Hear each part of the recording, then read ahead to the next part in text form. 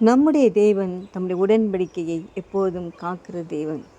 பழைய ஏற்பாட்டு காலத்தில் நீங்கள் பார்த்தீங்கன்னு சொன்னால் உடன்படிக்கை பெட்டியாக அவர் இருந்தார். அந்த உடன்படிக்கை பெட்டியிலே வல்லமை இருந்தது. அந்த உடன்படிக்கை பெட்டி ஓபேத் ஏதோம் வீட்டில் இருந்தபோது 3 மாதமெல்லாம் இருந்தது. தேவன் அந்த வீட்டை ஆசீர்வதித்தார். உடன்படிக்கை பெட்டி யார் என்று சொன்னால் நீங்களும் நானும் தான். அந்த உடன்படிக்கை பெட்டிக்குள் என்ன இருந்தது என்று நீங்கள் பார்ப்பீங்கன்னு சொன்னால் தேவன் எழுதி கொடுத்த கற்பலகைகள், மன்னா, வானத்திலிருந்து பொழியப்பட்ட மன்னா, 3வதாக ஆரோனின் துளிர்த்தக்கோல். இன்றைக்கு அந்த பொற்பாத்திரம் இருக்கிறது. அந்த மன்னா இல்லை, இயேசுவே நமக்கு மன்னாவாக இருக்கிறார் என்பதை நாம் ஜீவ அப்பமாக நமக்குள் வந்திருக்கிறார். அப்படின்னாலே அந்த உடன்படிக்கை பெட்டி நாம் சுமந்தவர்களாக நமக்குள்ளே இயேசு இருக்கிறபடினாலே அந்த வல்லமை விளங்கும் பெட்டிகளாக நீங்களும் நானும் செயல்பட நம்மை அர்ப்பணிப்போமா?